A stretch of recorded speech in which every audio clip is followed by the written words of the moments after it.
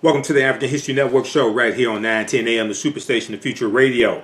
Hey, I'm your host, Brother Michael Imhotep. It is Sunday, April 19th, 2020, and we are live tonight. Hope everybody's doing well. We know coronavirus continues to spread. We're going to give you an update on what's going on across the country. We know that this past week the unemployment numbers came out, and we saw that another 5 million people filed for unemployment. Another 5 million Americans filed for unemployment, bringing the total to 22 million who have filed for unemployment in the past 4 weeks. That level of unemployment is depression level unemployment, even though this is supposed to be the greatest economy in the history of the world. And we saw that with this additional 5 million, bringing the total to 22 million who filed for unemployment in the past 4 weeks, we saw that basically wiped out a decade of employment gains and pushed families to line up at food banks as they awaited government help. Okay, so this is serious what is taking place. This is having a total effect all throughout the economy. So we're going to give you an update on coronavirus. Also, we'll talk some about Governor Gretchen Whitmer, the governor of the state of Michigan. She's been in the news a lot this week. She was interviewed by Joy-Ann Reid on MSNBC.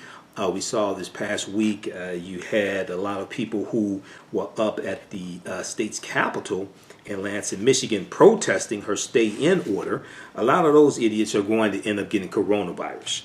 They were standing in close proximity to one another, not wearing masks, not taking precautions. A lot of them are going to end up getting coronavirus. We saw that was covered across the country, and we saw in other states where you have Democratic governors who have a stay-in order to protect people's lives and preserve people's lives. We saw this take place. NPR.org has a good article dealing with this. Across America, frustrated protesters rally to reopen the economy. If you reopen the economy too quickly, what's going to happen is that the second wave of this virus, when it hits, is going to be even worse than the first wave. What people don't seem to understand is that viruses hit in waves. Okay, so even though you have in some areas of the country, even though you have a slowdown in the number of people who are being diagnosed, or a slowdown in the number of deaths, which is good, we also have to understand that viruses hit in waves. Okay, so we'll give you a brief update on that.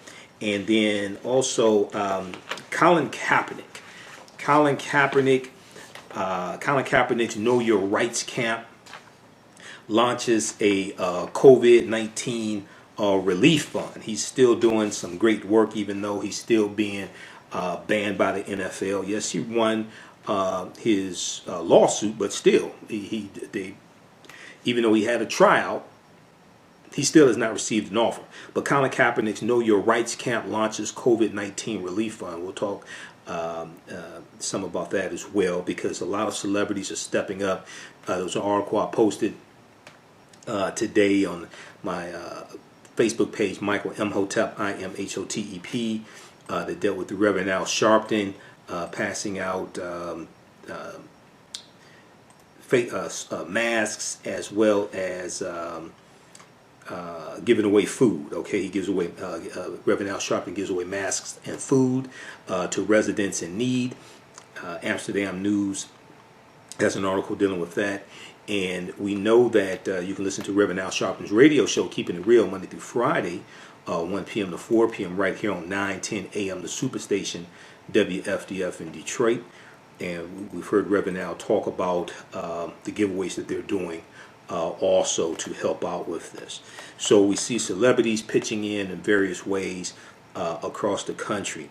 Now, there was you've heard me talk about the Spanish flu pandemic, the great pandemic of 1918, okay?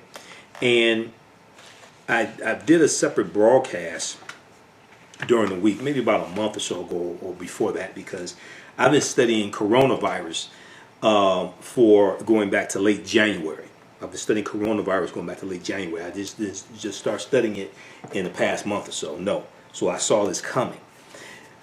There was a good article from History.com. History.com is the official website of the History Channel. History.com, which dealt with why the second wave of the 1918 Spanish flu was so deadly. Why the second wave of the 1918 Spanish flu was so deadly. The second wave was worse than the first wave that hit. Okay, because the virus mutated and it hit, that second wave hit harder. And one thing that people have to understand about viruses is that they hit in waves, and also a virus can mutate as well. Okay, so we'll deal with some of that history, and as we look at the reporting that's taking place dealing with coronavirus, we see that the 1918 Great Pandemic is often referenced, because some of these things, a lot of this actually, we've dealt with before. Okay, it was 102, 101 years ago, 1918, 1919. So a lot of this in some way, in some shape, form, or fashion, we've dealt with before. All right, so we'll discuss that on tonight's show. And then there was a report from late February 2020 that I've been meaning to talk about, did not get a chance to get to. And AtlantaBlackStar.com has a good article dealing with this. And this deals with the history that's taught in our children's school. An investigation finds several history textbooks are spreading inaccurate information about African American history to millions of school children. An investigation finds several history textbooks are spreading inaccurate information about African American history to millions of school children. Now, we all know this, most of us know this, but this report deals with specifics. So we'll discuss that in our second hour, and then also CBSNews.com had a big article dealing with this back in February 2020. Okay, so we'll discuss that and some more on tonight's show. On the African History Network show, we focus on educating, empowering, and inspiring people of African descent throughout the diaspora and around the world. Because right knowledge corrects wrong behavior. What you do for yourself, what you do to yourself, and what you allow other people to do to you and get away with is based upon what you think about yourself. What you think about yourself is based upon what you have been taught about yourself. What you've been taught about yourself is based upon everything you've read, heard, and seen about yourself. So when you control the radius of a man's thoughts, you can control the circumference of his actions, because the mind can't do or teach what it doesn't know. Now, we deal with a number of different topics here on the African History Network show. We deal with history, politics, education, economic empowerment, entrepreneurship, relationships, love, sex, health issues, and much, much more. Sign up for our email newsletter. Text the word Kemet, K-E-M-E-T.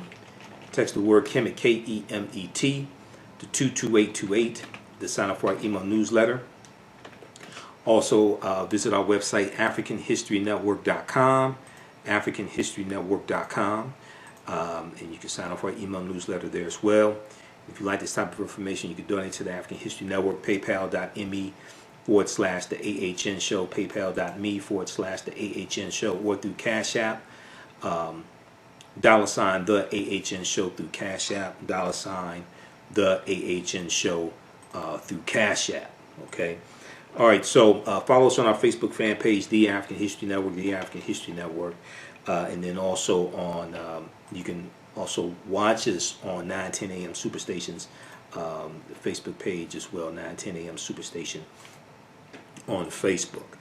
All right, the calling number is 313-778-7600. 313-778-7600 is the call-in number for the show if you have a question or comment.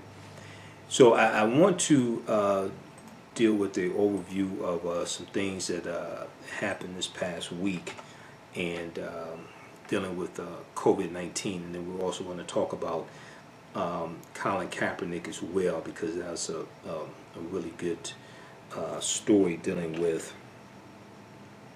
Colin Kaepernick. Okay, the Washington Post has some really good updates on what's been taking place with coronavirus, since there's so much information coming out and is coming out so quickly. The Washington Post, also NBCnews.com has some good information as well, some good updates, but Washington Post updates are actually better. And it makes sense because it costs money to have a subscription. You have to have a subscription in general for the Washington Post. Some of their coronavirus coverage they've made free, however, whereas NBCnews.com is free anyway. So if we look at what took place this past week, I did a broadcast Thursday when the unemployment numbers came out. And I have been talking about I've been talking about what is taking place with the unemployment rate. We're also seeing a big impact that this is having on the city of Detroit. Okay, this past week, Mayor Mike Duggan announced that the city of Detroit was going to have to cut $348 million from the city budget. $348 million from the city budget due to the fact that Governor Gretchen Whitmer, because of her executive order, shut down the 3 casinos here in Detroit. Detroit Free Press had an article about this. You can read it at freep.com.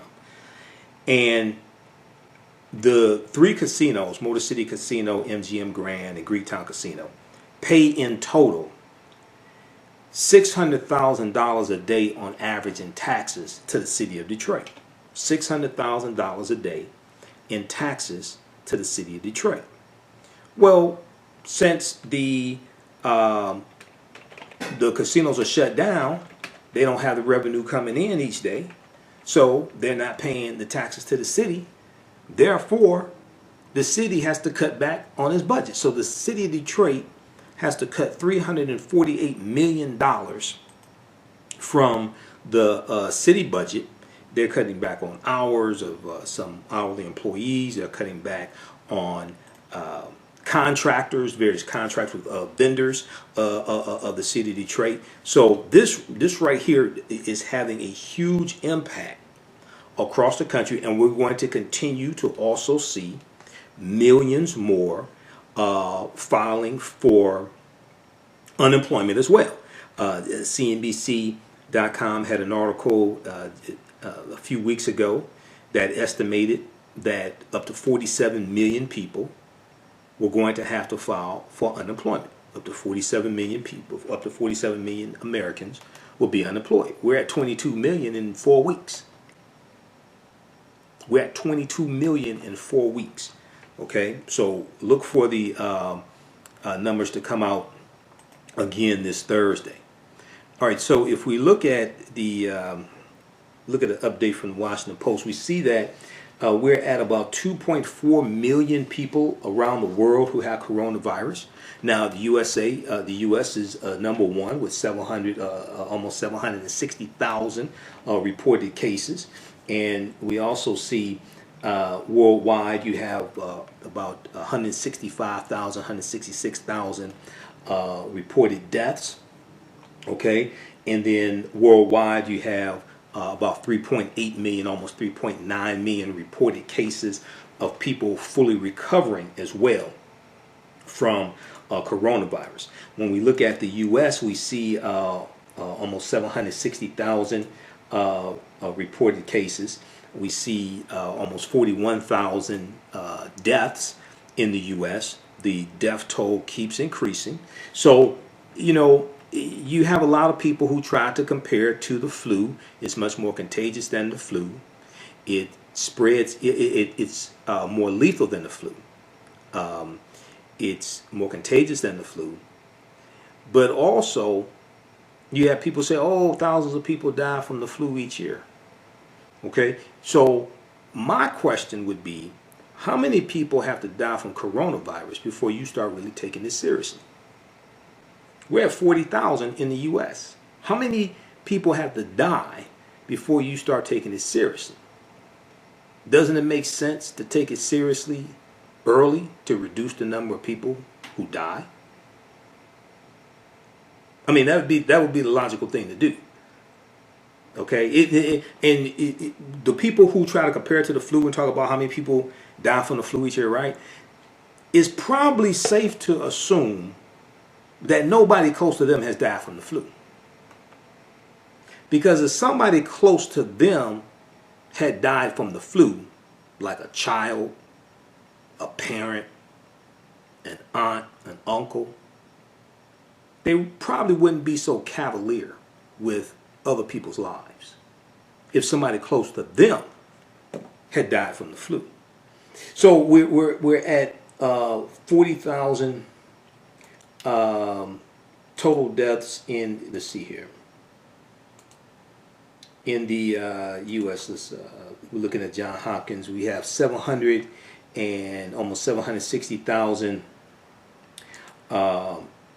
cases in the U.S. About 40,000 total deaths in the U.S. We're right about almost 41,000 total deaths in the U.S. Okay, as well. And then when we look at total, let's see, total tests. Total tests conducted in the U.S. They added something new in here. We're looking at about 3.8 million total tests conducted in the U.S.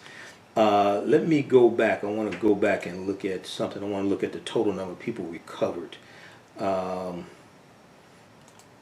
We look at total confirmed cases worldwide, 2.4 million, and I'm not sure what a total recovery is. Hold on, let me flip over. They added something new. Okay, 623,000, almost 624,000 have recovered worldwide.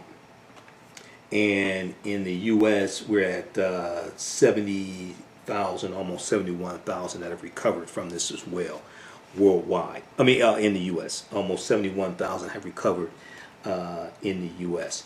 If you go to arcgis.com, arcgis.com. That's the count from Johns Hopkins University. So that's probably one of the most accurate counts there from Johns Hopkins. It breaks it down by country.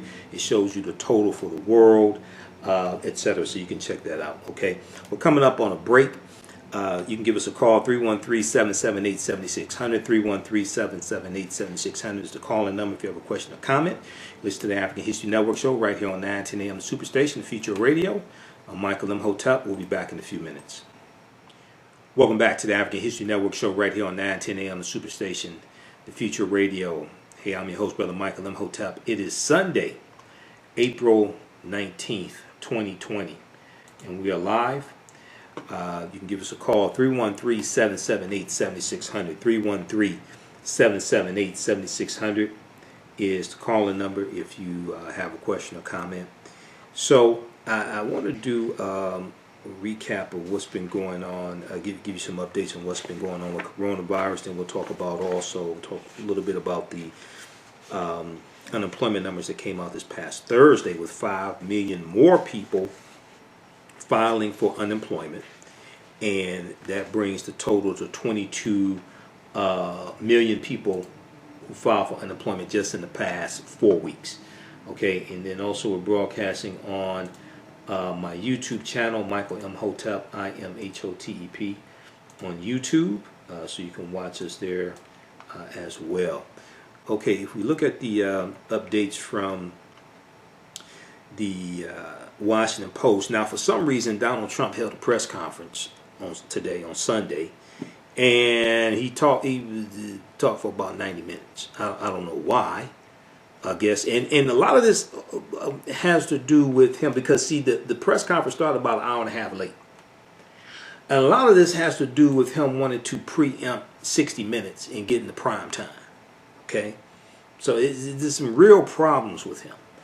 But at Sunday's coronavirus task force briefing, Donald Trump said he will use the Defense Production Act to compel the production of more swabs for testing, with capacity expected to increase by more than 20 million swabs each month. Why didn't he already do that? You just realize you need to do that for testing? The announcement comes as governors across the political spectrum have said that the federal government must step up its support for states trying to roll out mass testing to safely reopen the economy. Now, as deaths in the United States surpass 40,000, the Trump administration and congressional leaders say they are close to striking a $400 billion plus deal to renew funding for a small business loan program that ran out of money, because this past week the $349 billion that was set aside for small businesses, companies with 500 employees or less, it ran out of money. There was 1.6 million people who applied for. There was 1.6 million businesses that were approved for the business loans, and that's dealing with the Paycheck Protection Program. That's part of that $2.2 trillion coronavirus stimulus bill. Okay, that $2.2 trillion. So there is going to be another round of funding for small businesses. Is expected to pass Congress sometime this week, so look out for that as well. You can go to sba.gov/coronavirus, sba.gov/coronavirus, to get more information about trying to get funding for your small business that's been impacted by the coronavirus. Now, also, PayPal announced this week that they are also lending to their customers as part of this Paycheck Protection Program. Okay, and I got an email from PayPal saying that even though the funds have run out, they are still accepting applications as well. So we saw earlier in the day, Speaker of the House of Representatives Nancy Pelosi gave the president the grade of an F on expanding testing nationwide. We saw dozens of antibody tests on the market were never reviewed by the Food and Drug Administration. More evidence has emerged that the Trump administration was warned about the coronavirus threat. More information week after week after week comes out. There should be a documentary that comes out before November 3rd, 2020 election that shows how derelict in duty, it shows the malfeasance of Donald, specifically of Donald Trump. This should come out, okay? Because what do you think would happen if this happened while the black guy was president? And states had to shut down schools for the rest of the year. Businesses had to shut down. Non-essential businesses had to shut down. People had to practice social distancing. What do you think would happen if President Barack Obama was president and there was derelict in duties like this? Just take a walk. What do you think would happen? So I just find this, I just find this perplexing. Okay, what do you think would happen if 22 million people were unemployed? If you fell asleep at the wheel and then in 4 weeks 22 million people had to file for unemployment. I'm not saying if he inherited an economic catastrophe like he did. No, I'm talking about if he inherited a healthy economy, which he did not, and he fell asleep at the wheel and in 4 weeks 22 million people had to file for unemployment. What do you think would happen? Because we do know that 15.1 million jobs were created under President Barack Obama. 2.95 million went to African Americans. We know that the unemployment rate for African Americans peaked at March of 2010 at about 16.7%, and by December of 2016 it dropped down to 7.8%. But nobody wants to talk about that. I just find it interesting how people have amnesia, just forget about things like that. I just find it very interesting. Luckily for them, Obamacare covers pre-existing conditions, so you can go get some therapy. You can get that checked out while you have amnesia. I see some of the information that people are putting out. I just have to ask, where the hell did you go do your research? Google is free. Where did you go do your research? I just find it very interesting. But anyway, 313-778-7600 is the calling number if you have a question or comment. How's everybody doing on YouTube? We've got Ernest and Aubrey, Olaf, Mariska, Zozier, Sherwin, Cosmically Made, just a few of the people watching us on YouTube. Washington Post had a bigger article from, because I read Washington Post, New York Times every day, and a number of other publications as well. April 19th, 2020. Americans at World Health Organization transmitted real-time information about coronavirus to the Trump administration. Americans at World Health Organization, the WHO, not the WHO, the rock group from the 60s, but the World Health Organization. I'm not sure if Trump knows the difference between the two of them, but whatever. Americans at World Health Organization transmitted real-time information about coronavirus to Trump administration. More and more evidence is coming out day after day showing Trump is lying. It's one thing to lie about how much money you have. It's another thing when you lie and people die. More than a dozen U.S. researchers, physicians, and public health experts, many of them from the Center for Disease Control and Prevention, the CDC, were working full-time at the Geneva headquarters of the World Health Organization as the novel coronavirus emerged late 2019 and transmitted real-time information about its discovery and spread in China to the Trump administration, according to U.S. and international officials. A number of Center for Disease Control staff members are regularly detailed to work at the World Health Organization in Geneva as part of a rotation that has operated for years. Senior Trump appointed health officials also consulted regularly at the highest levels with the World Health Organization as the crisis unfolded, the officials said. The presence of so many U.S. officials undercuts Donald Trump's assertion that the World Health Organization's failure to communicate the extent of the threat born of a desire to protect China is largely responsible for the rapid spread of the virus in the United States. Once again, he got caught in a lie. Once again, go read this article from the Washington Post. Once again, he got caught in another lie. The difference here is that people are dying because he's lying. This is an example of how elections have consequences.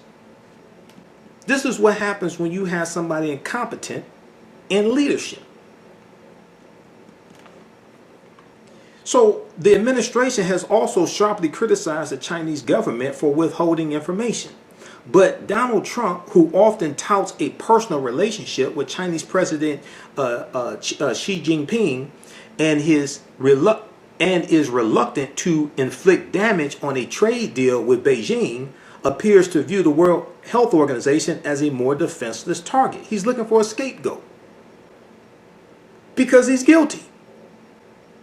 And the cowardly Republicans in the Senate, who even though they knew what he did in the July 25th call, 2019 call, trying to shake down Vladimir Zelensky, president of Ukraine, even though they knew what he did was wrong, and some of them even said it was wrong on the Senate floor before they refused to find him guilty and remove him from office.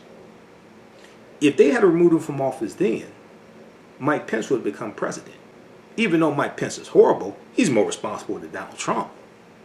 Mike Pence is a former governor of Indiana. Even though he's horrible, he's more responsible for Donald Trump. More lives would have been saved because they would have taken action sooner. Because that was early February. That was February 5th, February 6th. February 28th, Donald Trump was at a rally in South Carolina calling coronavirus the Democrats' new hoax.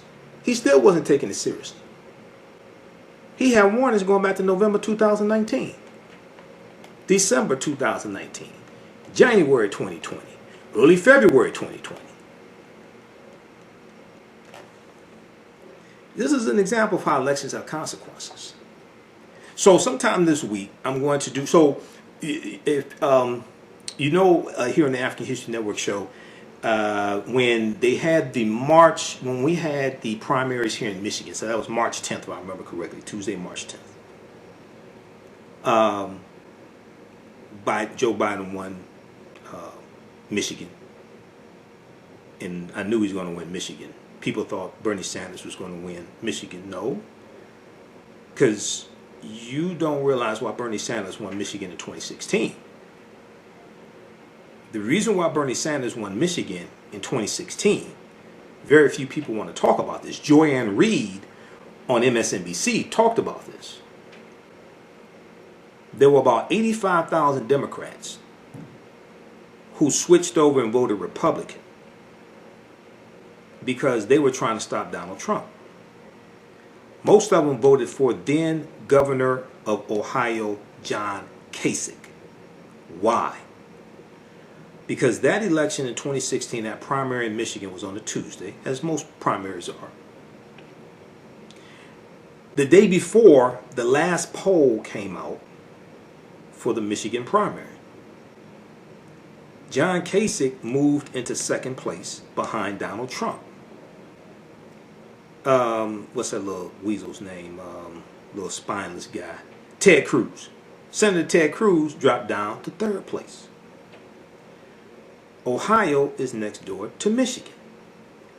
So you had a lot of Democrats who were trying to stop Donald Trump, and they switched over and voted Republican. Most of them voted for John Kasich. MSNBC did exit polls in certain cities, Detroit, Flint, certain cities. They did exit polls, and they saw what was going on. I thought about voting for John Kasich, but then I understand math. I said, well, wait a second. If too many people vote for John Kasich trying to stop Trump and don't vote for Hillary Clinton, then Hillary would lose the primary. So I didn't do that. But there's a lot of people who did. That's why Bernie Sanders won. He squeaked it because the polls projected that Bernie Sanders would not win the primary in Michigan in 2016. The polls projected that Hillary Clinton would win. Okay? Well, this time around 2020, it's a totally different dynamic. Nobody's worried about stopping Trump in the primary, meaning that nobody's going to switch over to vote for a candidate, a Republican, Governor Bill Weld, who's running against Trump. He's the Republican. The dynamic is different. It's a totally different election. So I like Bernie Sanders. I'm not against him. If Bernie won the nomination, would I vote for Bernie to get Trump out of office? Absolutely. But this is a totally different election here. So people don't understand how the dynamics are different. Read this article from the Washington Post. Americans at World Health Organization transmitted real-time information about coronavirus to Trump administration. This article came out April 19th, 2020, 4:46 p.m. Trump got caught in another lie. He got caught, but this time, when he lies, people die. This is different than him lying about how much money he has or how many women he slept with, or he didn't grab some woman by some private part or something like that. This is different than that. So if we go back, and the call-in number is 313-778-7600. If you have a question or comment, how's everybody doing on YouTube? T-Land, Olaf, Zozier, watching us on YouTube. People on YouTube, share this broadcast on your social media platforms. Those watching on Facebook, share this broadcast on your Facebook pages as well. So more evidence has emerged that the Trump administration, let's see, this is updating here, that the Trump administration had fair warning. Huge articles came out from New York Times. I talked about this before. There's a 16-page article from the New York Times about this about a week ago. More and more evidence comes out.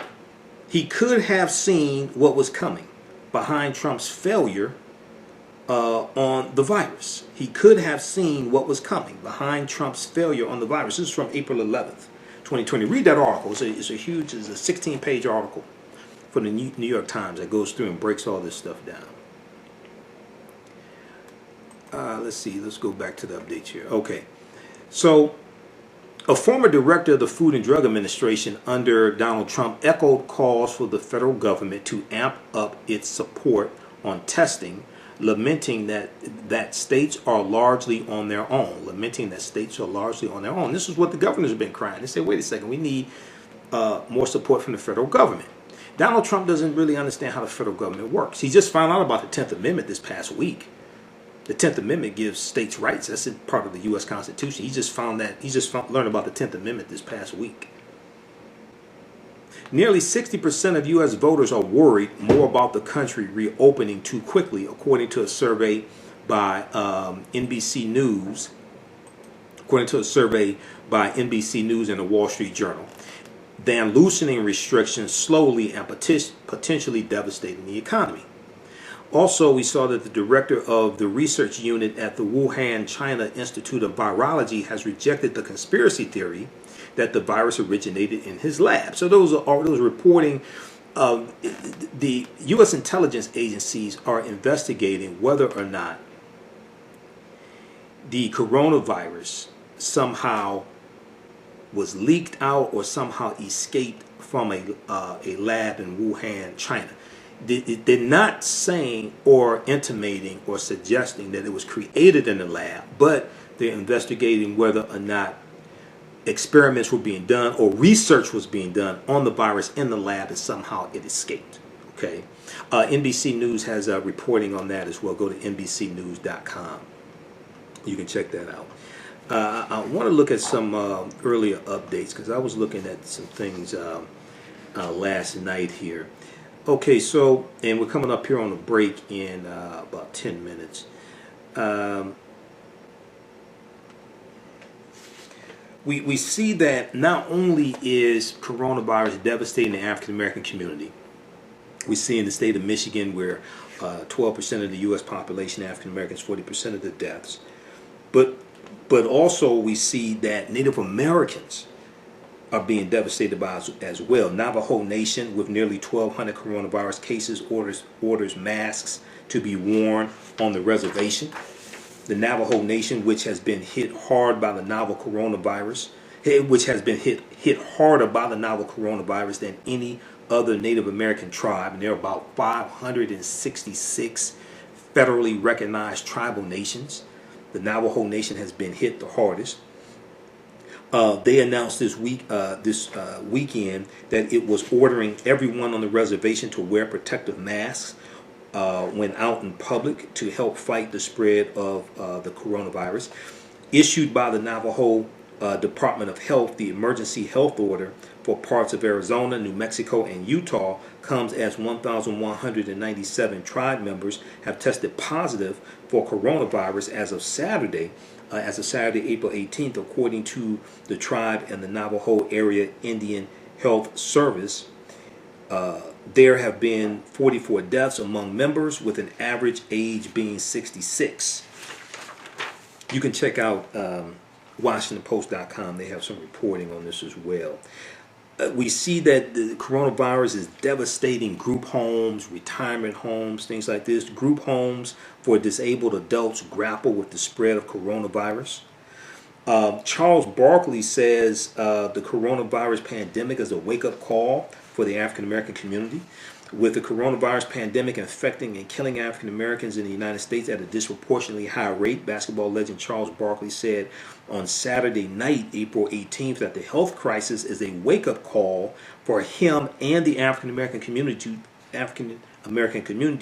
to push for better health care and dieting.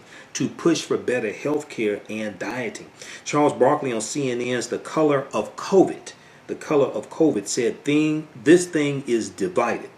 This thing ain't working the same on everybody. It's really having an effect on the black community and Hispanic community because of poverty and systematic racism. Now, as the Washington Post found in an analysis of early data from jurisdictions across the country, counties that are majority African American have 3 times the rate of infections. When it comes to deaths, majority black counties have also, when it comes to deaths, majority black counties have almost 6 times the rate of deaths as those counties where white residents are in the majority. Now, Charles Barkley, who recently tested negative for coronavirus following a scare, said that COVID-19's effect on African Americans and Hispanic Americans could potentially help quote unquote minority communities change their lifestyles moving forward. He acknowledged that even with a culture of systemic racism, it should not give you a reason to go out and be overweight and have diabetes. We know that underlying illnesses cause you to be more susceptible to succumbing to COVID-19, having to be on a respirator, etc. Okay, so check out some of these updates from Washington Post as well as NBCnews.com. Now, if we look at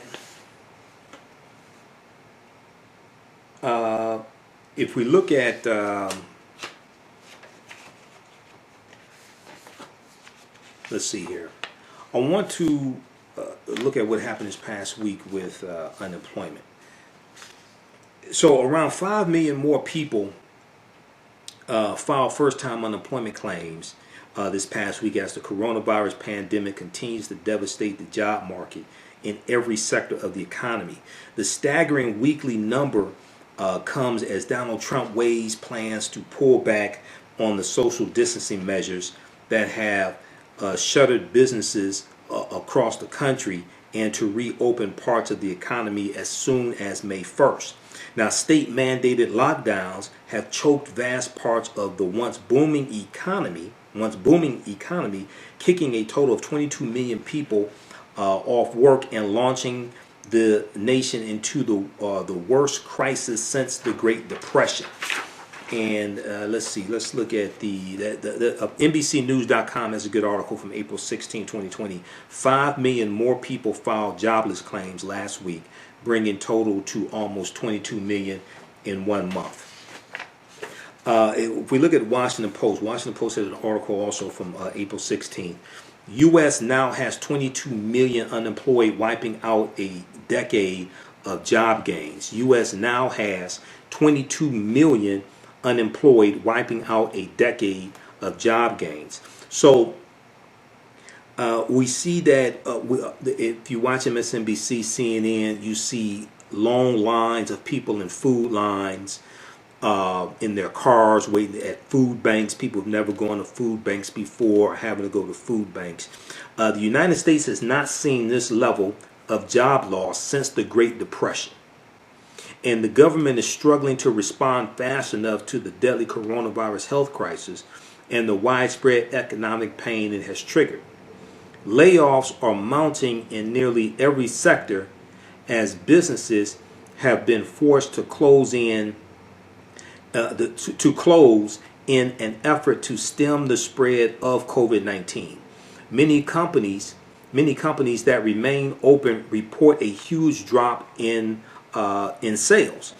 And we see this also with a lot of restaurants, because a lot of restaurants are, even though they may still do carry out, and they'll do DoorDash and Postmates and Grubhub, but there's still a lot of restaurants have either shut down altogether because they can't cover expenses and stay open and the reason why is because they can't have dining, they can't have people dining in, and that reduces how much people are ordering, that reduces revenue, etc.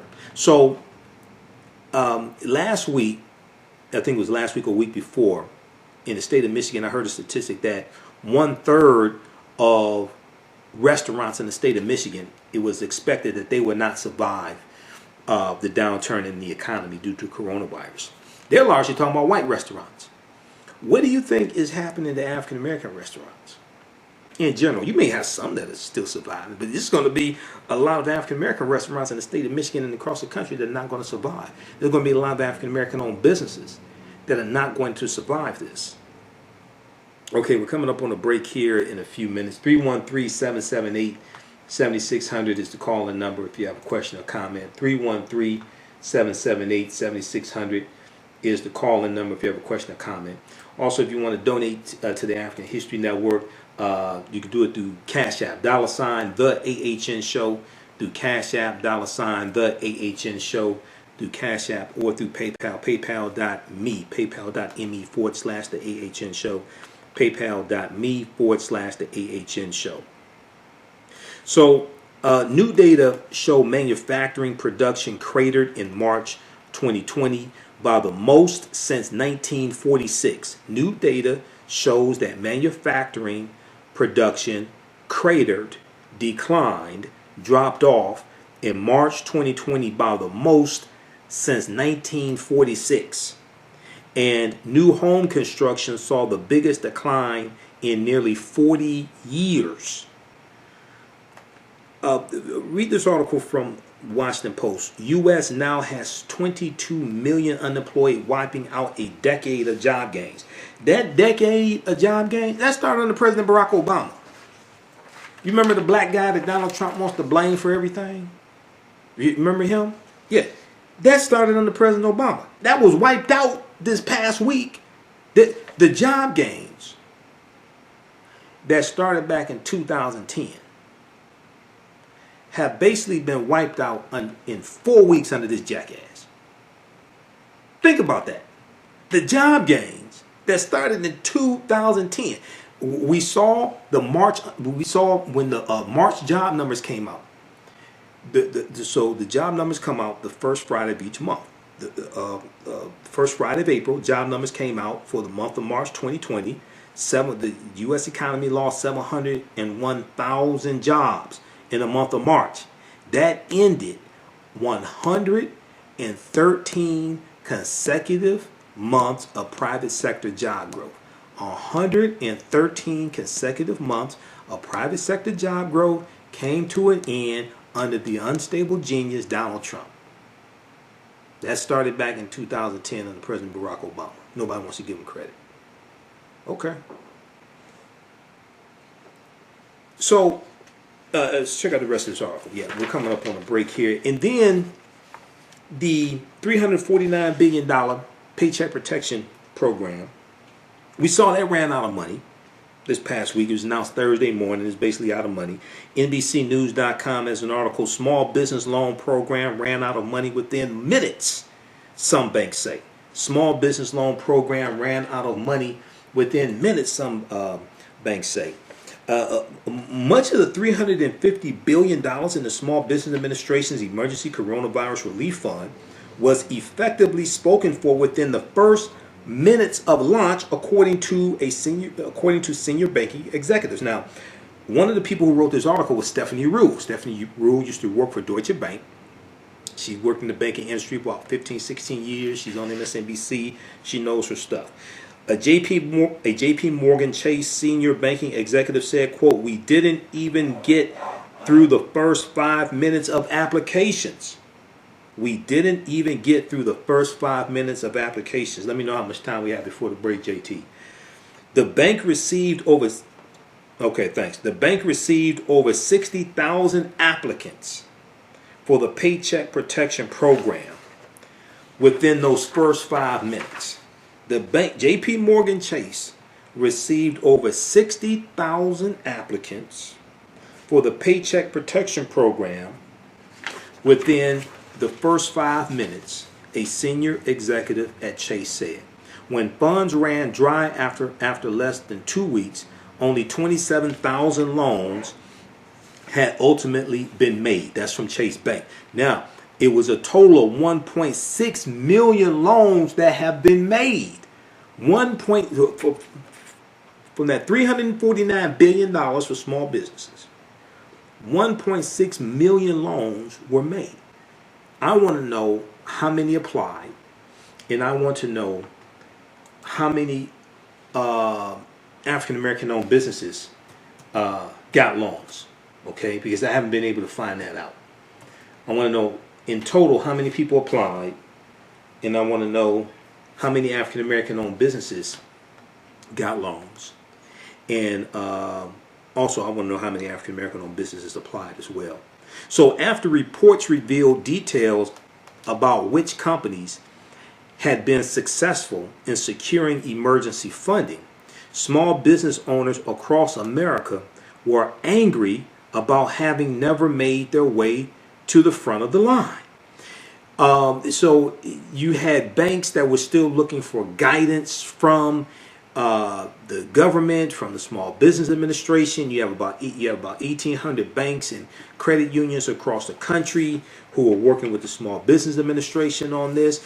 On last Sunday's show, go back and listen to last Sunday's show. I talked about the big article from the New York Times from April 10th, 2020. Black-owned businesses could face hurdles in federal aid program. It's not could, they are. Black-owned businesses could face hurdles in federal aid program. I told you the story about the owner of Diaspora Salon in Baltimore, Maryland. Her name is Yasmin Young. Go check out that extensive article written by Emily Flitter for the New York Times, NewYorkTimes.com. Black-owned businesses could face hurdles in federal aid programs. She's being generous. No, they are. They are facing hurdles. So after reports revealed details about which companies have been successful in securing emergency funding, small business owners across America were angry about having never made their way to the front of the line. But according to some large lenders, there was no time for a line. The CEO of an independent bank said it was like, quote, a stampede through the eye of a needle, end quote, a stampede through the eye of a needle. A senior Bank of America executive said that on the first day alone, the bank received over 10,000 applications per hour. A senior Bank of America executive said that on the first day alone, the bank received over 10,000 applications per hour. The bank had just thousands of those approved by the Small Business Administration, CEO Brian Moynihan said during an earnings call last week. So see, this is what I was cautioning people about. While people were talking about baby daddies and not going to get a check for $1,200, a one-time check for $1,200, white people were getting this money. See, this is what I was cautioning us about. I said, well, hold on, wait a second. This is a $2.2 trillion bill.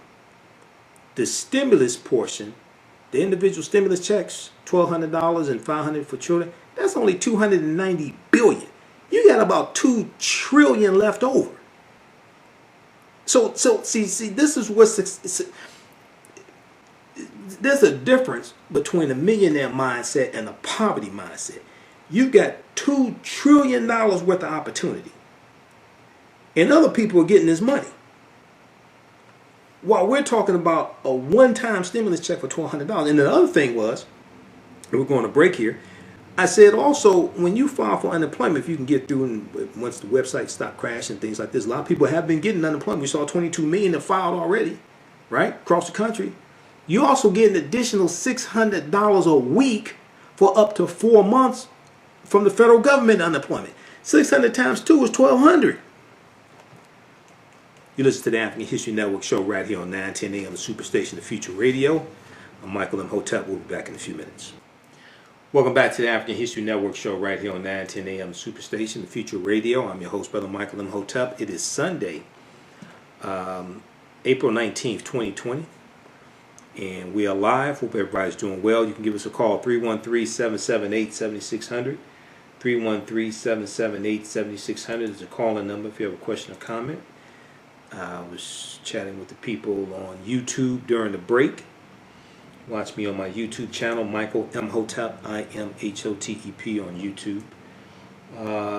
We have Cosmically Made, we have Ernest, Olaf, Buccaneer, VC, Aubrey, Barbara, Terrence, just a few of the people watching. Hey Bibby, and then thanks for the donation also, Aubrey. You can donate to the African History Network through Cash App, $, TheAHNShow through Cash App. or paypal.me/TheAHNShow, paypal.me/TheAHNShow. And also, if you go to our website, African History Network, all of my DVD lectures are there. We have digital downloads of my lectures also. So we have orders shipping out this week as well. Okay, so right before the break, I was doing an update on what's going on with coronavirus. So and watch my broadcast throughout the week as well on Facebook at The African History Network, The African History Network, and also on my personal page on my YouTube channel, Michael Imhotep. Colin Kaepernick is back in the news. Colin Kaepernick's Know Your Rights camp launches a COVID-19 relief fund. Activist and former NFL player Colin Kaepernick has continually used his platform to spread awareness about the injustices experienced by communities of color, and he is pushing his efforts further amid the COVID-19 pandemic. According to CNN, Colin Kaepernick has donated $100,000 to a coronavirus relief fund created to help African American and Latinx or Hispanic communities impacted by the public health crisis. So the fund is a part of Colin Kaepernick's Know Your Rights campaign, Know Your Rights camp, and this campaign is a movement designed to advance the liberation of African Americans and Hispanic communities through education-focused self-empowerment initiatives. The money will go towards combating food insecurity in underserved communities, providing shelter for those in need, distributing personal protective equipment, and working to mitigate the spread of the coronavirus within correctional facilities. Over $160,000 has been raised for the relief effort. Now, Colin Kaepernick wants to address the racial disparities that are intertwined with the spread of the virus. Colin Kaepernick said black and brown communities are being disproportionately devastated by COVID-19 because of hundreds of years of structural racism, he said in a video. He went on to say that's why we've established the Know Your Rights Camp COVID-19 Relief Fund to help address these issues. Now, many influential individuals in sports and entertainment are leading initiatives to support the African American community during this pandemic. Actress Taraji P. Henson's organization, the Boris Lawrence Henson Foundation, is providing free mental health services for the African American community. The project, dubbed COVID-19 Free Virtual Therapy Campaign, COVID-19 Free Virtual Therapy campaign, aligns individuals with culturally competent socioeconomic barriers. Culturally competent therapists, and covers the cost for up to 5 virtual therapy sessions. It was created to eliminate the socioeconomic barriers surrounding seeking help for emotional and psychological trauma. This campaign is for underserved communities experiencing life-changing events related to or triggered by the COVID-19 pandemic, Taraji P. Henson said. She went on to say, quote, in the African American community, we've been taught to tough it out, hide our suffering. This is something none of us have ever experienced, and no one should suffer in silence. Okay, so that's great work that Colin Kaepernick is doing. That's great work that Taraji P. Henson is doing, and there are others. Last week we talked about Tyler Perry buying groceries for seniors at a little more than 70 grocery stores. We talked about the work that Master P is doing in New Orleans and his company providing free services for seniors where they'll come in and sanitize your home and things like this. So we see more and more African American celebrities and entertainers and things like this stepping up, helping out our community. Read this article from News1.com. News1.com. Colin Kaepernick's Know Your Rights campaign launches COVID-19 relief fund. Colin Kaepernick's Know Your Rights campaign launches COVID-19 relief fund. There was also another good article from news1.com. And I'm going to try to pull this up here as well. Let me know if we have any callers, JT. 313-778-7600 is the call-in number. If you have a question or comment, I'll try to pull this other article up here. And also, you have the clip queued up that I sent you, JT? Governor, okay, we'll go to that here in just a minute here.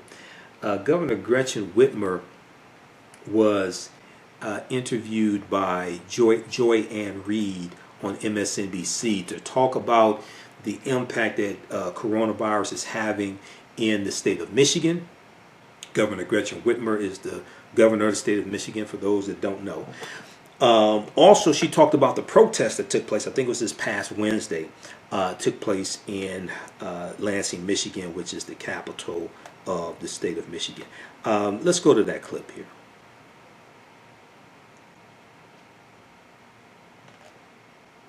I'm joined now by Gretchen Whitmer, the Democratic governor of Michigan. Governor, do you have any idea what he's talking about? That Donald Trump claims, without any constitutional authority, that he has the right to, quote, close down if he doesn't like what a governor is doing regarding the decisions they make to reopen their economies? You know, all I can say is that we governors, Democratic and Republican alike, are communicating with one another, sharing best practices, listening to our medical experts. That's what's got to drive these decisions. The worst thing for our economy would be to just pretend like nothing had happened the day after, these stay-home orders are lifted, go back to life as usual, and then have a second wave. It would be devastating. And we have to be smart. We have to be data-driven. We have to be making decisions that phase in the re-engagement of our economies. And we have to make the judgment on the ground. That's in the purview of the governors. We stepped in and issued these stay-home orders because they were necessary. We're the best ones and the only ones with the authority to determine when it's right to lift them. I want to play for you, there's been a lot of options to choose from, but one of the most outrageous things we've heard this president say regarding his belief in what he thinks are his authorities. This was Donald Trump talking about federalism and what he thinks it means. Take a listen.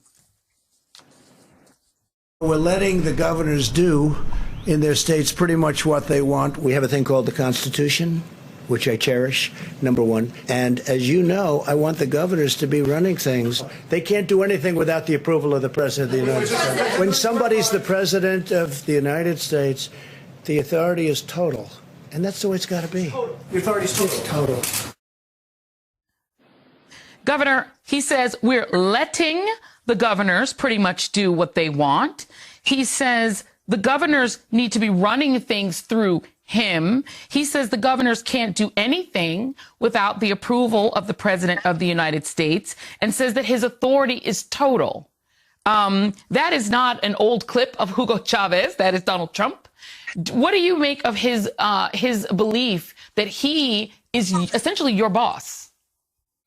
Listen, beliefs, hopes, desires, they don't mean anything right now. What is important is science and facts and understanding that this is a global pandemic.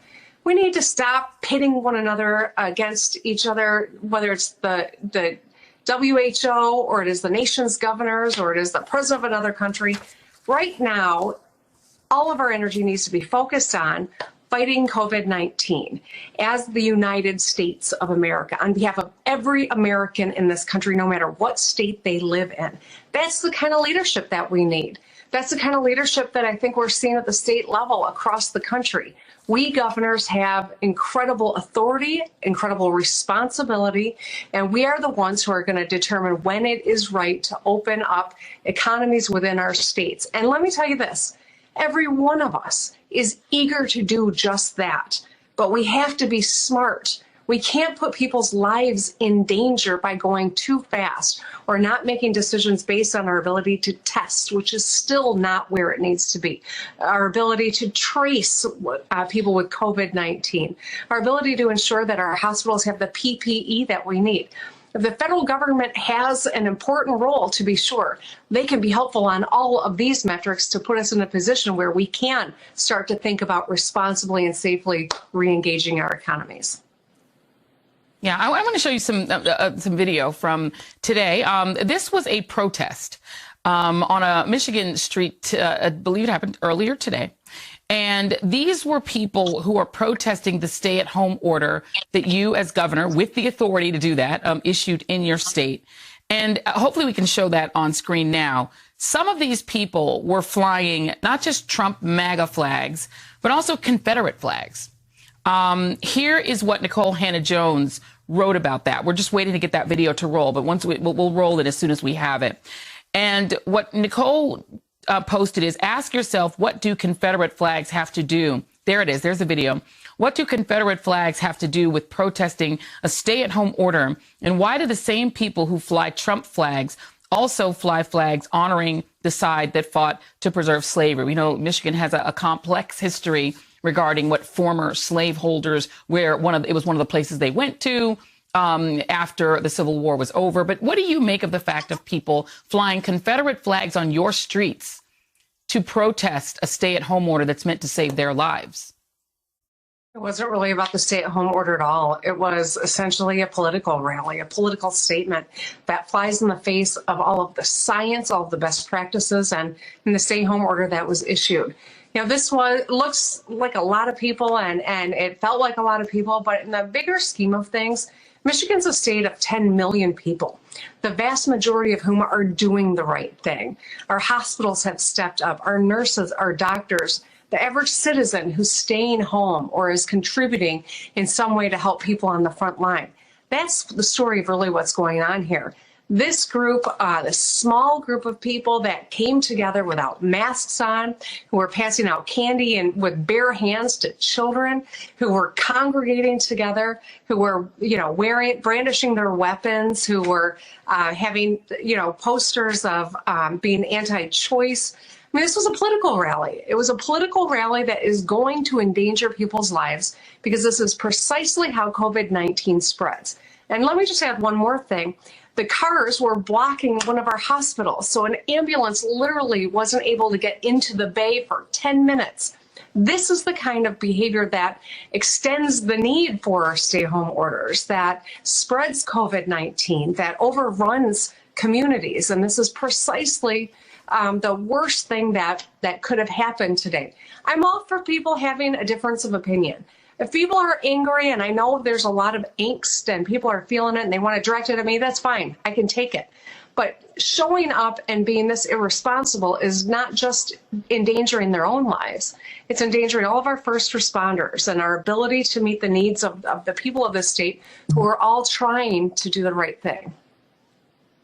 Yeah, indeed. Well, hopefully they will catch on and begin to care about those things. Michigan Governor Gretchen Whitmer, thank you so much. Stay safe. Really appreciate your time tonight. Okay, so that was from Wednesday, April 15th, MSNBC. Joanne Reed interviewed Michigan's Governor Gretchen Whitmer. Check that out at msnbc.com. I want to go back to news1.com. The article I was looking for here, and the screen is freezing up here. I'm trying to monitor this on the second computer because there's something going on with the first computer. I don't know what this is. First computer's trying to reconnect for some reason. But let's see here. Let's pull this up. NBA star Russell Westbrook donates laptops to underprivileged Houston students. He said this allows them to be able to continue their education, especially from home, said the Houston Rockets player.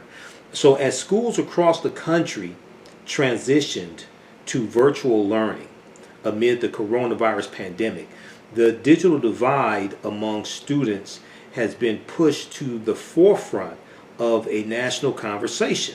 And we know that also in the first stimulus package, I know there's $25 billion for infrastructure, $25 billion to go towards infrastructure. And I know at one point Democrats wanted that also to deal with broadband, putting broadband internet in areas that didn't have it, like rural areas. So I don't know if that actually made it into the bill dealing with internet, but I know $25 billion is in that 2.2 trillion. 25 billion deals with infrastructure. Okay, so you're going to hear more about that. But as you have school districts closing down for the rest of the school year, etc., virtual learning is taking place. But what about children who don't have a tablet or don't have a computer or don't have high-speed internet service? Okay, so NBA star Russell Westbrook is on a mission to ensure that that youth are equipped with the tools needed to continue their studies remotely, ESPN reported. Now, Russell Westbrook's nonprofit organization, the Why Not Foundation, is an organization created to empower youth in underserved communities through education-focused programs.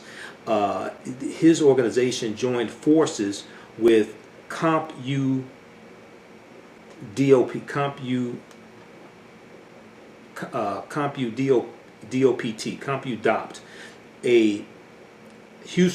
and Houston Mayor Sylvester Turner's Office of Education to donate 650 computers to children in need. Now, aware of the socioeconomic factors that often result in the lack of accessibility to computers and the internet, Russell Westbrook wanted to step up and make sure that underprivileged students can continue their education despite the public health crisis. He said, it's something that I'm very, very passionate about through my foundation, and I'm just trying to find a way, especially now, to be able to bridge the gap and give kids access to another way of learning through computers. He said this in a statement according to CBS Sports. He said, quote, "This allows them to be able to continue their education, especially from home. I'm happy to be a part of it," end quote. So check out the rest of this article here from news1.com. NBA star Russell Westbrook donates laptops to underprivileged Houston students. Okay, so this is another example of celebrities pitching in, African American celebrities specifically pitching in and helping out communities. At the beginning of the show, I also talked about this article from AmsterdamNews.com. I posted it on my personal page, Michael Imhotep. This deals with Reverend Al Sharpton. You know, you can listen to Reverend Al Sharpton's radio show, Keeping It Real, Monday through Friday, 1 p.m. to 4 p.m., right here on 9:10 a.m. the Superstation WFDF in Detroit. AmsterdamNews.com reports Reverend Al Sharpton gives away masks and food to residents in need. This is from April 19th, 2020. And if you listen to Keeping It Real, Reverend Al Sharpton, he talked about this past week. In the wake of the unprecedented emergency impacting the country due to coronavirus COVID-19 and new mandates by the governors of New York, the states of New York and New Jersey, that residents must wear masks in public, Reverend Al Sharpton and the National Action Network gave away free masks and prepackaged meals in Harlem, New York and Newark, New Jersey.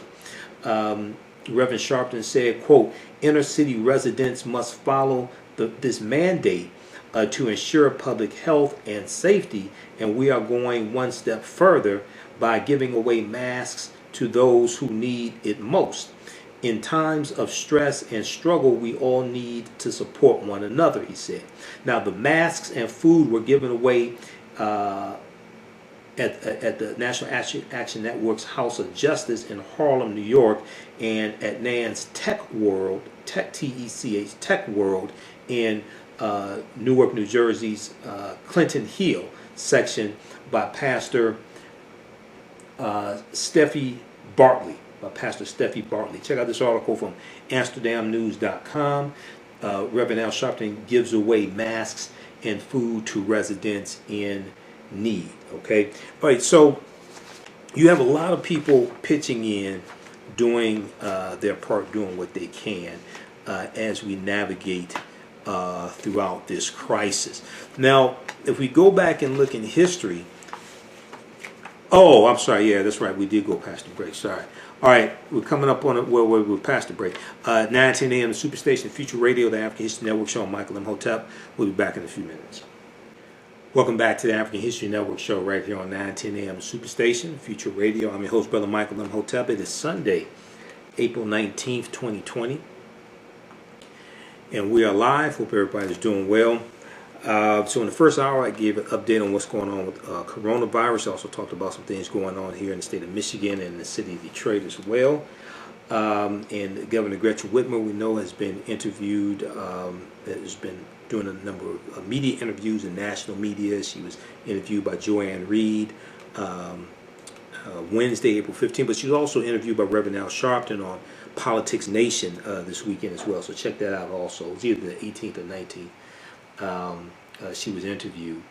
Okay, so I want to talk about the Spanish flu pandemic of 1918. You know, we've talked about that here on the show before. I've done an extensive video dealing with it and dealing with the history of it. But the second wave was deadlier than the first wave. Okay, the second wave was deadlier than the first wave. And this is something that people have to understand dealing with the virus. So Donald Trump is quick to try to get the economy started back up, even though he did not shut the economy down. It was governors who shut the economy down.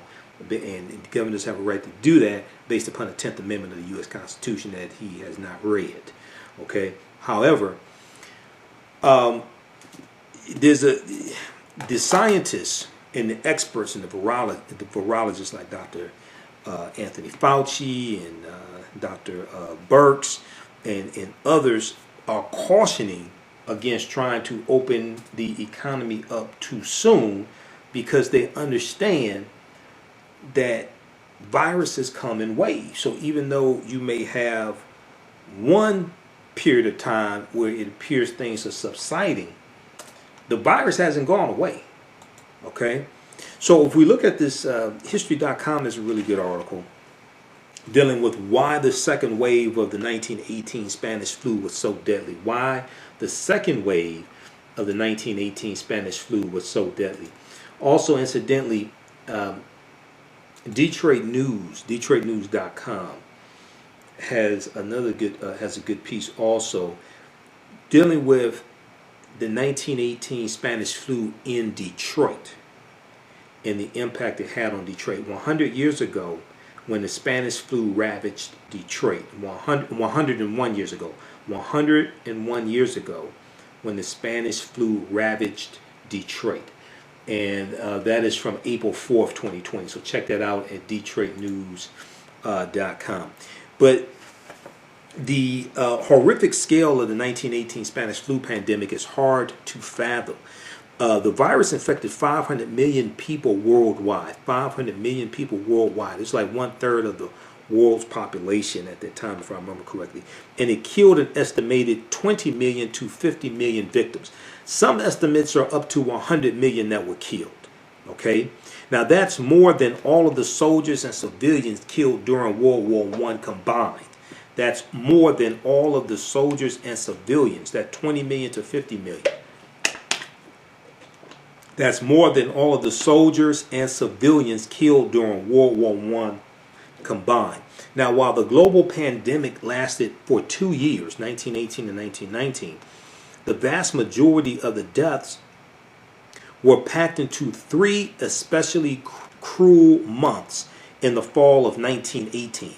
Historians now believe that the fatal severity of the Spanish flu's second wave was caused by a mutated virus spread by wartime troop movements. So we have to keep in mind this is during World War I, and World War I is going to end in 1918.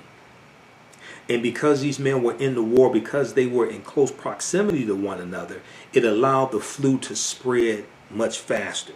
So when the Spanish flu first appeared in early March 1918, it had all the hallmarks of a seasonal flu, albeit a highly contagious and virulent strain.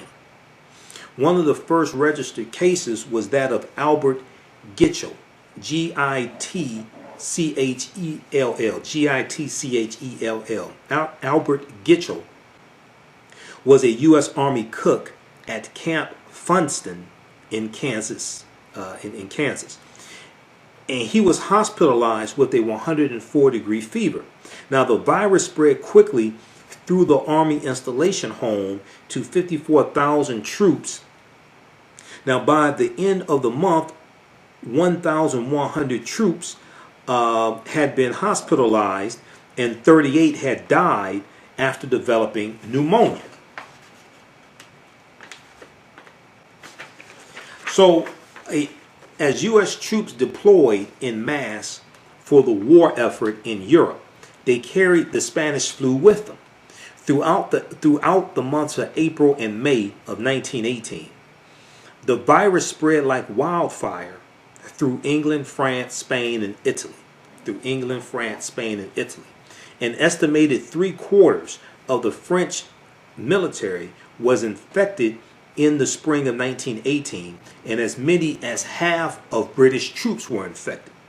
Luckily, the first wave of the virus was not particularly deadly, with symptoms like high fever and malaise, M-A-L-A-I-S-E, malaise, usually lasting only 3 days, and mortality rates were similar to the seasonal flu. Okay? So, when we look, we see a second wave is going to hit, however. So just a second here. And at this time, there was no vaccine for the flu as well. So one of the chief reasons that the Spanish flu claimed so many lives in 1918 was that science simply did not have the tools to develop a vaccine for the virus. Microscopes could not even see something as incredibly small as a virus until the 1930s. Instead, top medical professionals in 1918 were convinced that the flu was caused by a bacterium nicknamed Pfeiffer's bacillus. Pfeiffer's bacillus, P-F-E-I-F-F-E-R''S. So after a global flu outbreak in 1890, German physician Richard Pfeiffer found that all of his infected patients carried a particular strain of bacteria he called H. influenza, I-N-F-L-U-E-N-Z-A-E, H. influenza. So when the Spanish flu pandemic hit, scientists were intent on finding a cure for Pfeiffer's bacillus.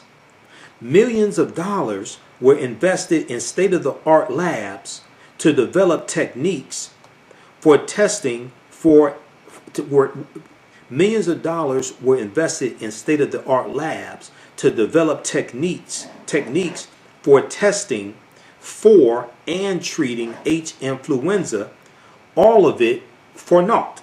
It wasn't successful. So this was a huge distraction for medical science.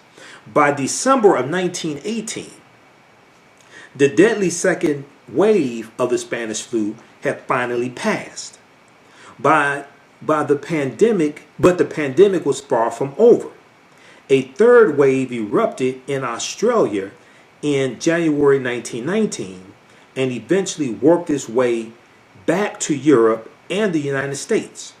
It is believed that President Woodrow Wilson contracted the Spanish flu during the World War I peace negotiations in Paris, France in April of 1919. So check out this full article. Let's see. It's believed that the rapid spread of the Spanish flu in the fall of 1918 was at least partially to blame on public health officials unwilling to impose quarantines during wartime. In Britain, for example, a government official named Arthur Newsholme, Newsholme, knew full well that a strict civilian lockdown was the best way to fight the spread of the highly contagious disease. But he would not risk crippling the war effort by keeping munitions factory workers and other civilians home.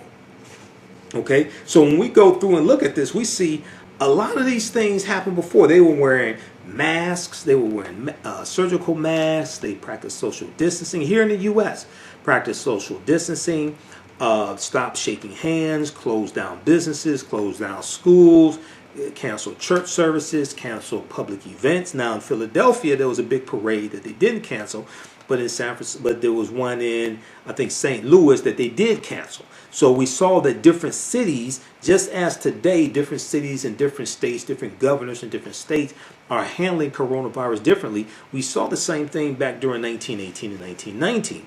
So the public health response to the crisis in the United States was further hampered by a severe nursing shortage, as thousands of nurses have been deployed to military camps and the front lines. The shortage was worsened by the American Red Cross's refusal to use trained African American nurses until the worst of the pandemic had already passed. Okay, because there was racism going on back at that time as well. Okay, so we see it impacting the type of care that was given as well. Okay, so check out the rest of this article here from history.com. Why the second wave of the 1918 Spanish flu was so deadly. Why the second wave of the 1918 Spanish flu was so deadly. So the mortality rate of the third wave was just as high as the second wave. But the end of the war in November 1918 removed the conditions that allowed disease to spread so far and so quickly, because the war was over with. Global deaths from the third wave, while still in the millions, paled in comparison to the apocalyptic losses during the second wave. Okay, so there was also an article I saw back in February 25th, 2020, from AtlantaBlackStar.com. And CBS News has an article dealing with this as well. Investigation finds several history textbooks are spreading inaccurate information about black history to millions of school children. Okay. Investigation finds several history textbooks are spreading inaccurate information about black history to millions of school children. A recent expose found several American textbooks were teaching black history incorrectly and downplaying the effects of oppression. CBS News presented 4 textbooks to Dr. Ibrahim X. Kendi, Kendi, author of the book How to Be an Anti-Racist, and he analyzed the textbooks for discrepancies. A map in the American pageant, used immigrants to describe enslaved used the word immigrants or the term immigrants to describe enslaved Africans who arrived in the United States in 1775. They were listed beside German, Scottish, and Dutch immigrants who entered the country voluntarily. Okay, and predominant immigrant group. They show there's a chart on this page in the book. There's a chart, and it says immigrant groups in 1775. America was already a nation of diverse nationalities in the colonial period. This map shows the great variety of immigrant groups, especially in Pennsylvania and New York. It also illustrates the tendency of later arrivals, particularly the Scots-Irish,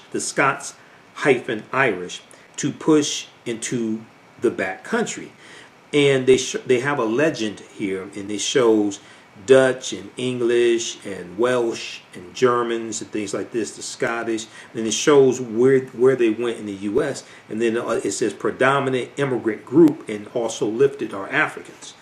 Okay, now it isn't, so if they're talking about 1775, probably not then, but prior to that, it is important to note, and a lot of people don't notice. If you read Before the Mayflower by Lerone Bennett Jr., he talks about this.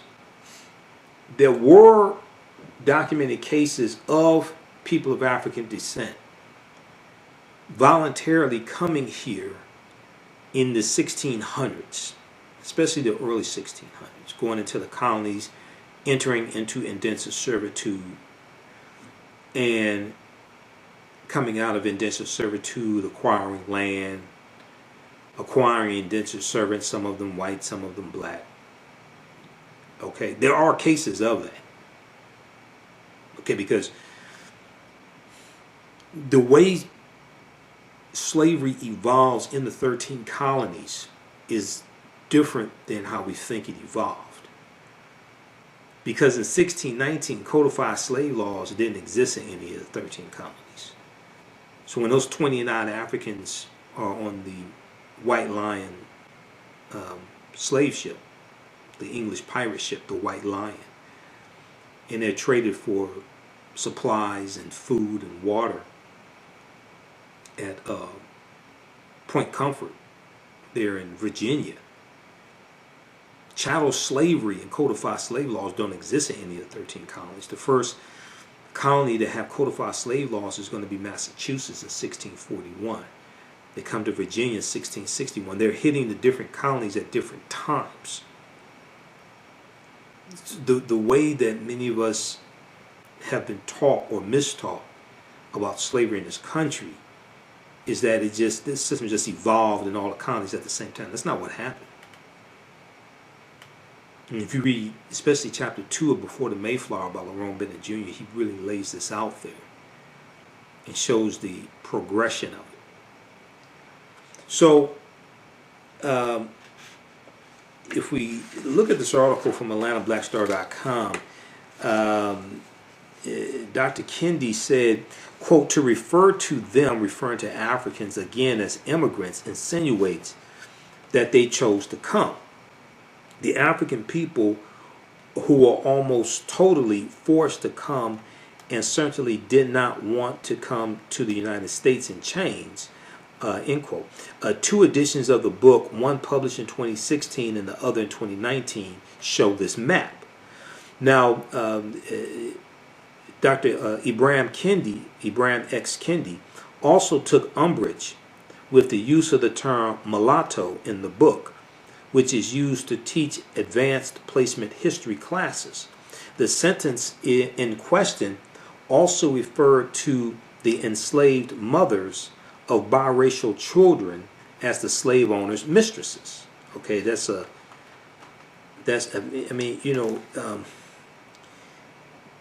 we really have to crack down on these textbooks. And what happens is the textbooks that the state of California and the state of Texas use sets the tone for the textbooks that are used across the country, because those two states have the largest school districts in the country. And probably third would probably be the state of New York, because of the city of New York. But the way that Texas and California goes largely is the way that the rest of the country goes. So, quote, he said, the term mulatto in many ways is a racial slur, is a racist slur against all biracial people, he said. He went on to say, the root of that word is mule, an animal, a mule. And so it was imagined in the decades leading up to the Civil War that biracial people were essentially like mules. Now, Dr. Naomi Reed, R-E-E-D, is an instructor at Southwestern University, And she pointed out the book's portrayals of Dr. Martin Luther King Jr. and Malcolm X. And we know let's see, a week or so ago was the anniversary of Dr. King writing also the letter from a Birmingham jail. History.com has a good article dealing with this King's letter from Birmingham jail 50 years later.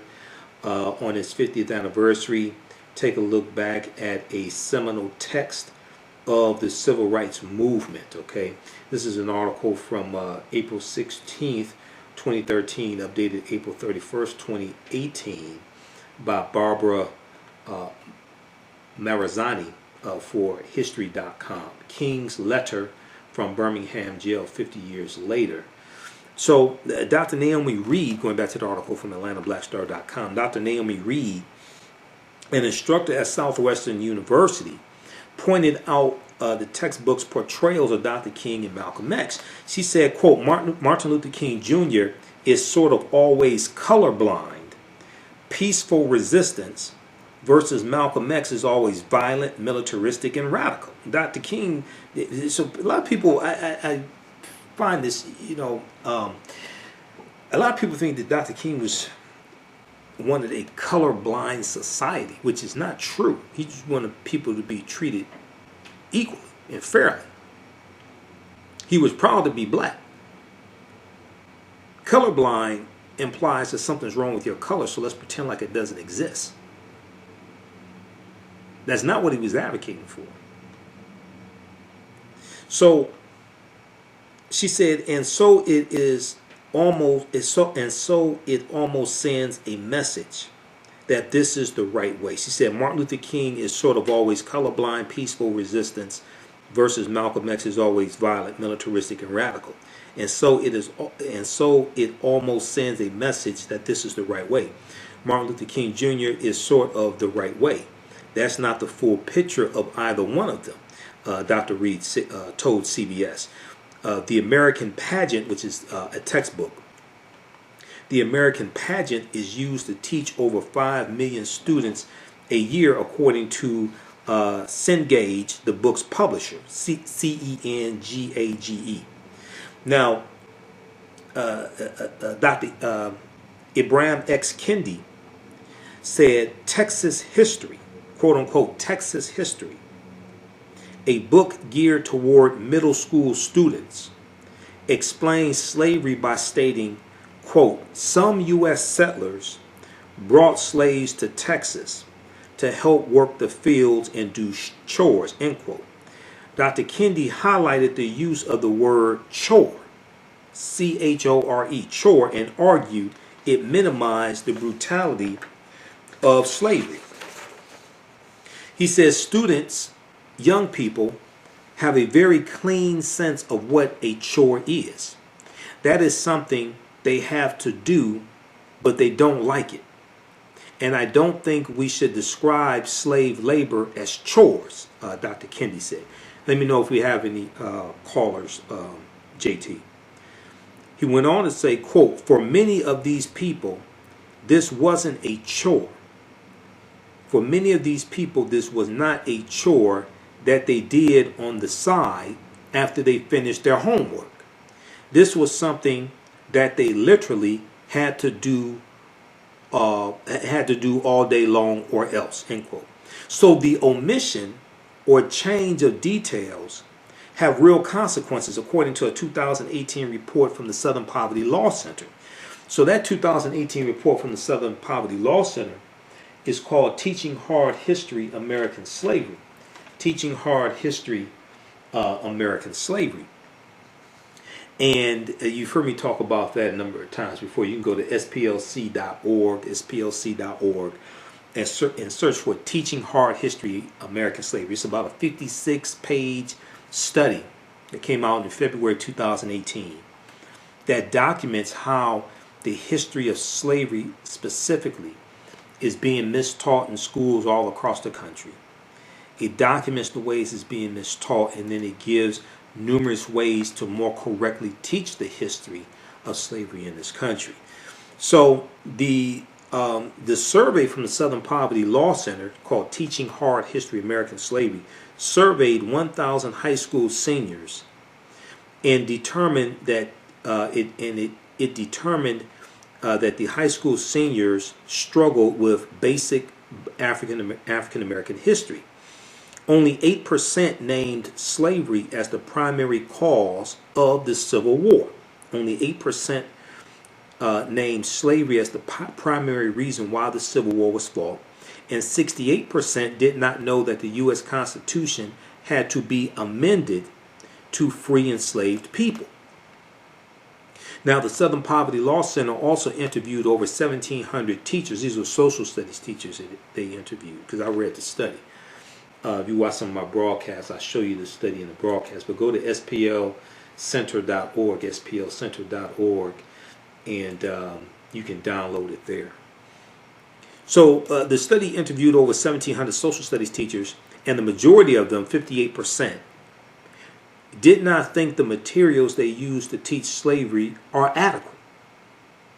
Now, Dr. Ibrahim X. Kendi believes these textbooks are why many adults know little about African American history.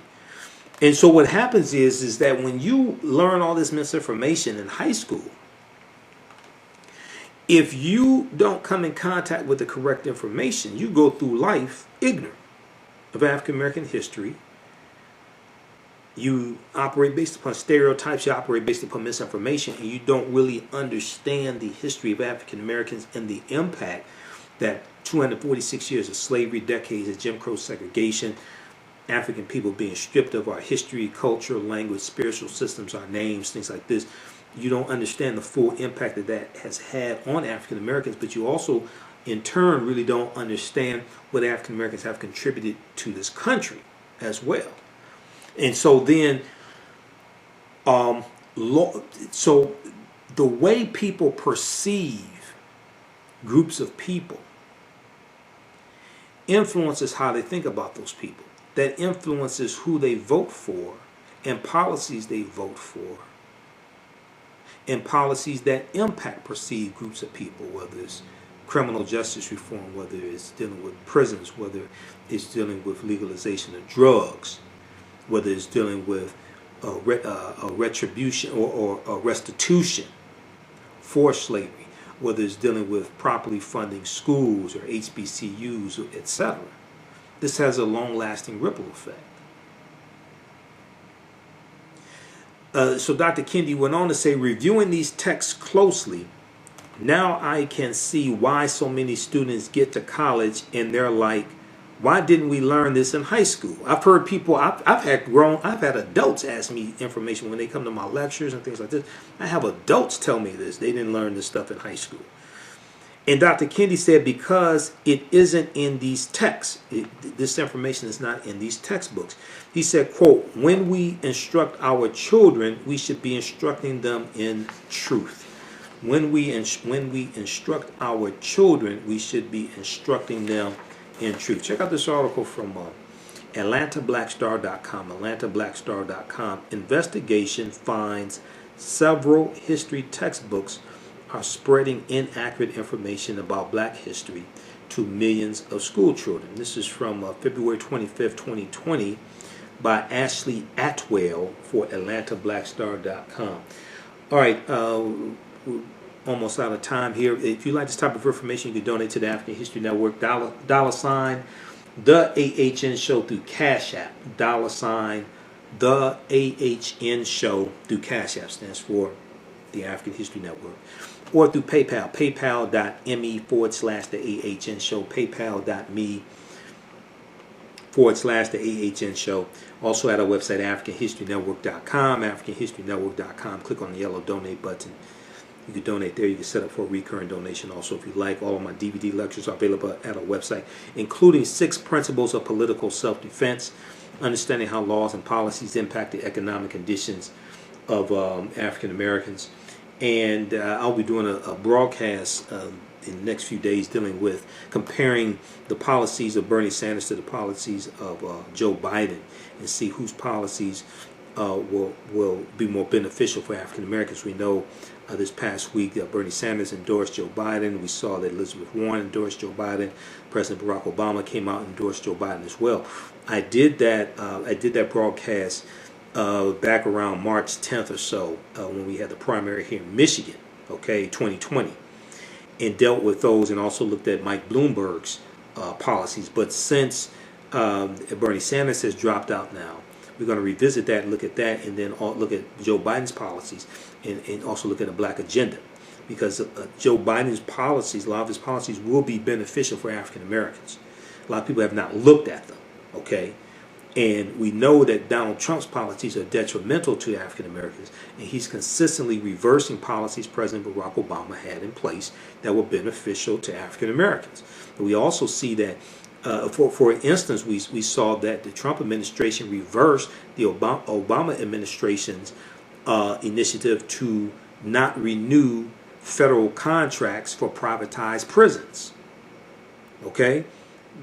August of 2016, the Obama administration announced they were not going to renew federal contracts for privatized prisons. The day that announcement came out, the stock price of Core Civic and Geo Group, two of the largest owner-operators of privatized prisons in the country, took a big hit.